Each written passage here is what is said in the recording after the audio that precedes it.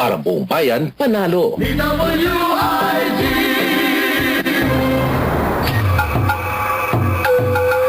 na ang programang naniniwala sa galing at talino ng mga Pilipino. Pinoy, Negosyo at Trabaho. Programang tutulong magbigay ng marangal na kabuhayan sa anumang panig ng kapuluan. Pinoy, Negosyo at Trabaho. At ngayon, narito na ang mga host ng programang Pinoy, Negosyo at Trabaho. Mr. Richard Gomez and Miss Vida Arsiaga. Mga kababayan,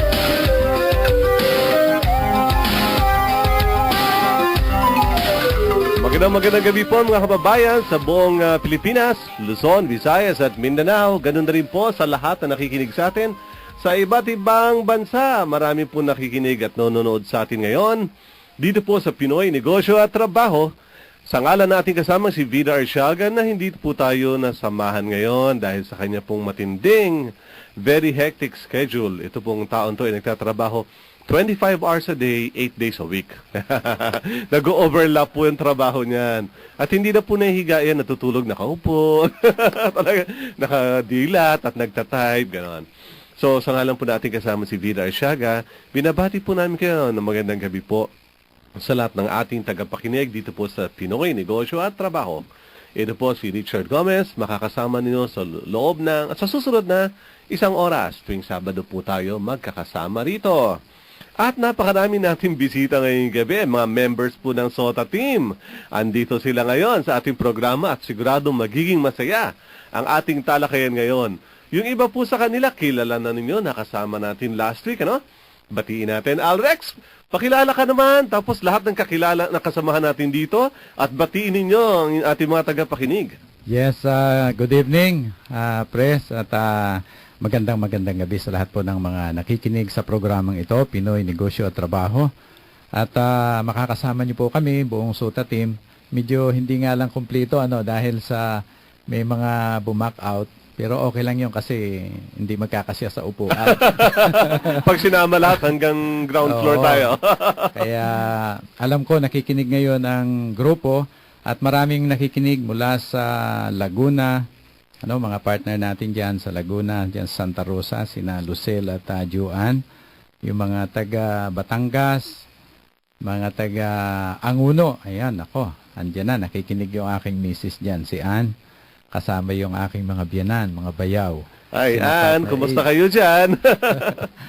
So, masaya sila. Andito yung mga partner ko. Pakilala kayo, mga kasama. Hello, good evening. Magandang gabi po. Maraming salamat Sir Richard sa pag-invite niyo uli sa amin ngayong gabi.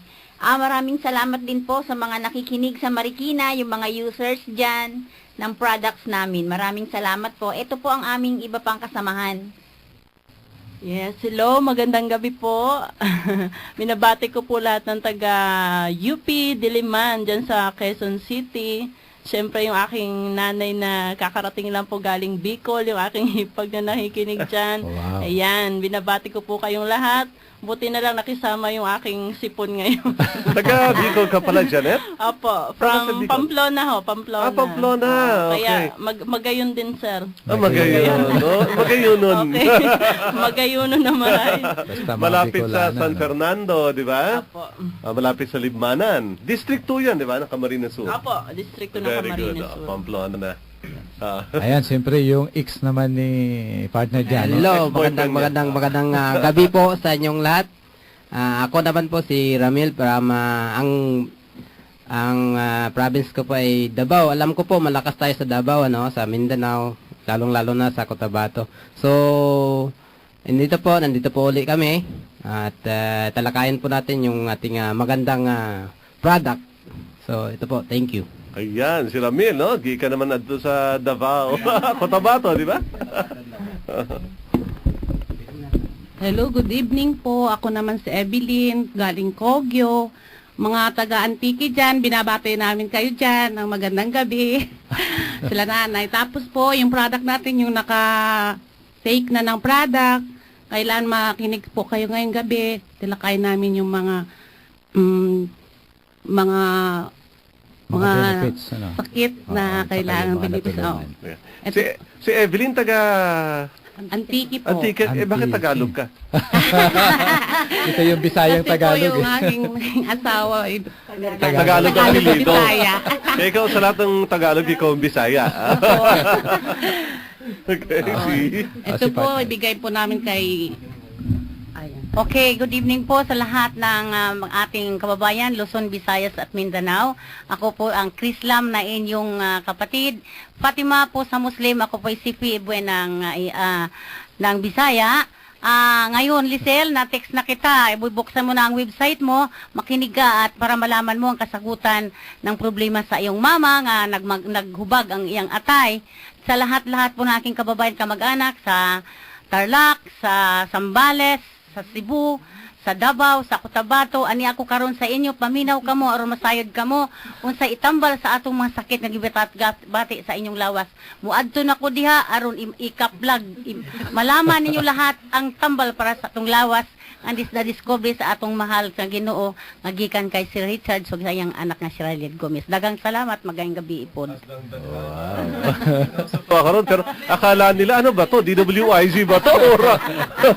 Mukhang nasa Bisaya. Akala nila nasa Cebu tayo nito nagbo-broadcast, ano?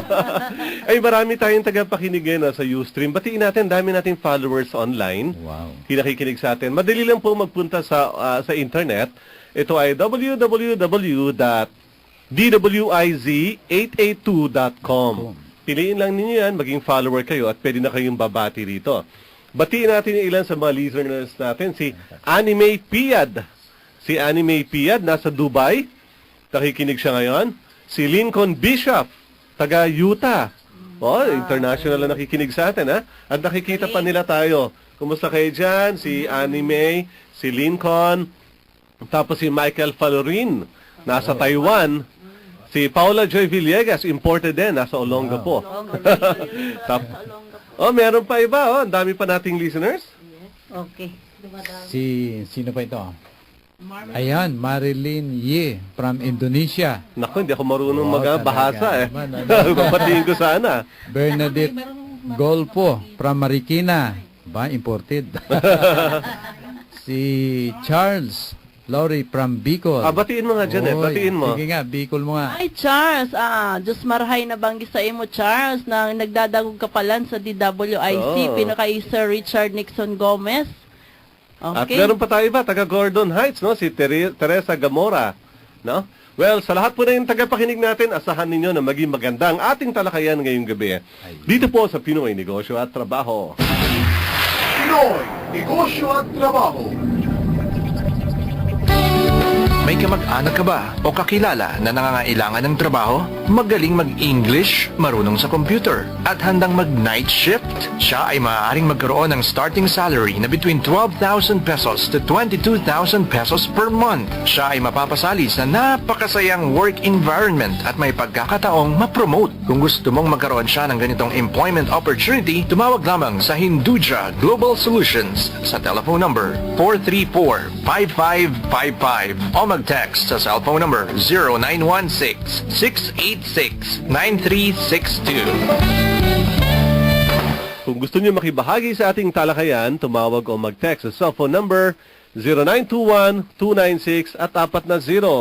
Ulitin ko po, 0921-296 at 40. Dahil marami tayong tatalakayin ngayon. Alam niyo po ba mga kaibigan na ating mga kasamahan ngayon, ano? Si Alrex, si Karina, si Janet, si Ramil, si Evelyn at si Fatima ay members ng tinatawag natin na Zota Team. Sila ang Zota Team ng The Global Leader Incorporated at napakaganda ng kanilang teamwork. Kailangan nila ng teamwork upang magbahagi ng magandang balita sa ating mga kababayan. Nationwide po ang pinag-uusapan natin, ano? Gusto nila magbahagi ng magandang balita, magandang kalusugan, importante ito. Sino ba sa atin dito ayaw ng magandang kalusugan? Itaas nga ninyo ang kamay ninyo. Kahit yung mga listeners dyan sa inyo. Sino sa inyo ayaw ng magandang kalusugan? Pwede na ninyong patayin ng radyo. Pero kung gusto niyo magandang kalusugan, makinig po kayo mabuti ngayon. At syempre, tatalakayin din natin kung paano magkakaroon ng karagdagang kabuhayan. Dahil negosyo naman ang habol natin, di ba? Magkaroon ng magandang negosyo, kabuhayan, upang kikita tayo. Meron tayong mga pangangailangan sa buhay. Malapit na magpasukan ng mga bata.